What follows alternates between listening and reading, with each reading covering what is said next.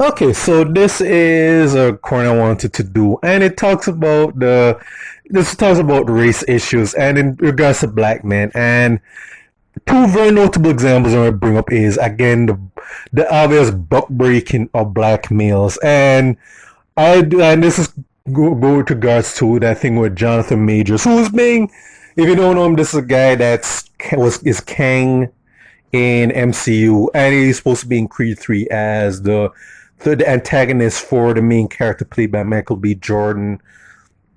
Um, and he's some other projects that seems good. Like and firstly, Jonathan Majors, very good actor, not knocking the brother, but then he did some. I don't know which magazine it was. I don't know if it's Esquire or some other magazine.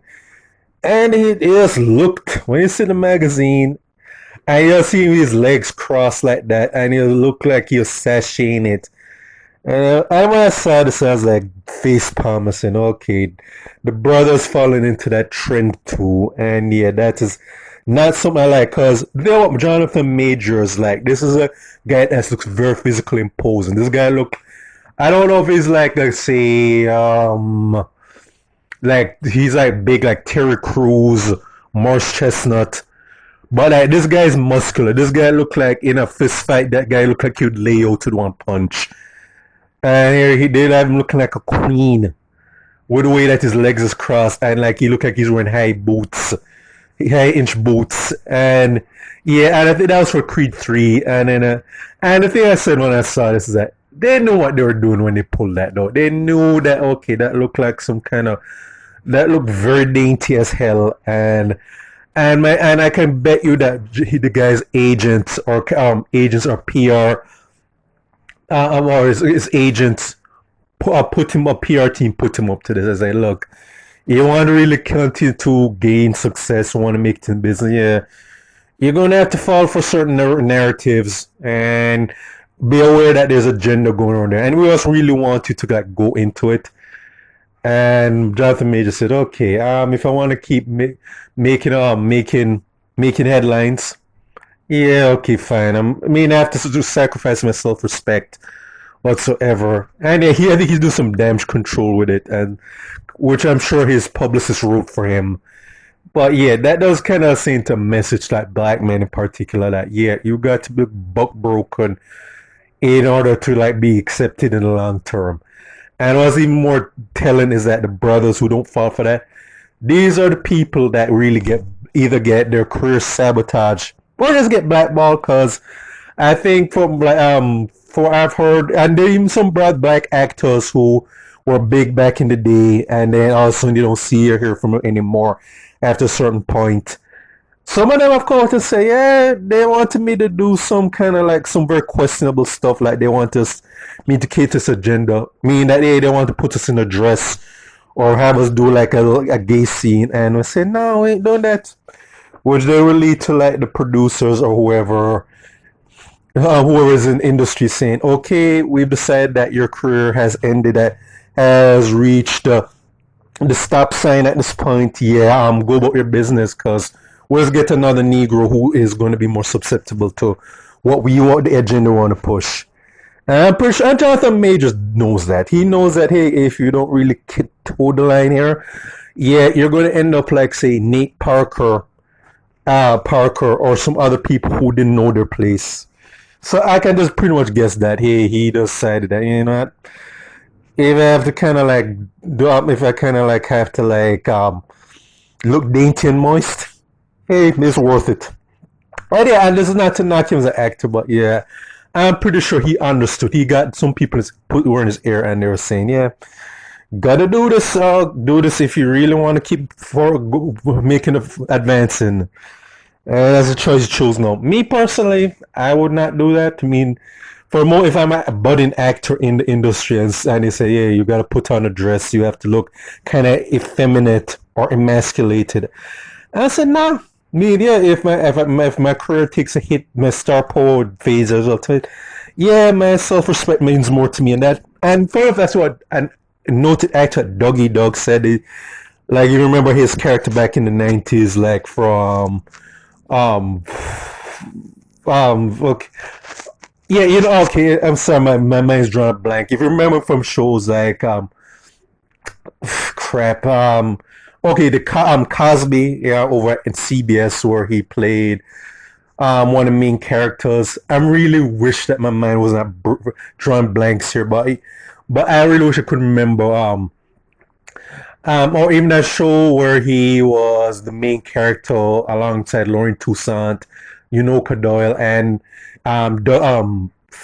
Flex Alexander and some others.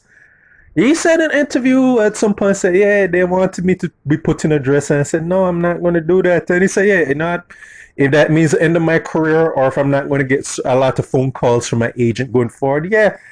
I mean, like the guy, he said he has kids. I said, "Yeah, I don't want to have to explain to my kids I had to switch and sashay or like kiss another dude when if they were to stumble upon my material." And yeah, that's respect people like Dougie Doug. And yeah, with Jonathan Majors, I can predict that yeah, he's going to probably have to go down that road where okay, he's going to be doing some of that stuff I mentioned if he wants his career to continue, because eventually he's going to be placed by another it guy Negro, and he knows that deep down. He's trying to get as money as he can, train as much as he can before his star power fades out. But yeah, that's kind of what my thing is. Though, yeah, good actor. I would not have known what he did. Now, another notable example is Rihanna and her beau ASAP Rocky, and if you follow Super Goat Bowls, knows that she's pregnant to get their second child. And I think there's this magazine cover coming out. I really wish I could remember these names of these magazines, but again, I probably just haven't really decided to pay that much attention to it. Where unfortunately I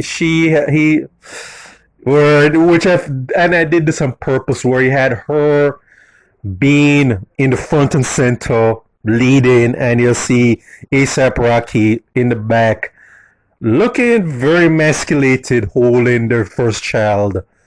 And that symbolism was basically meant that hey, she's the one that's in charge.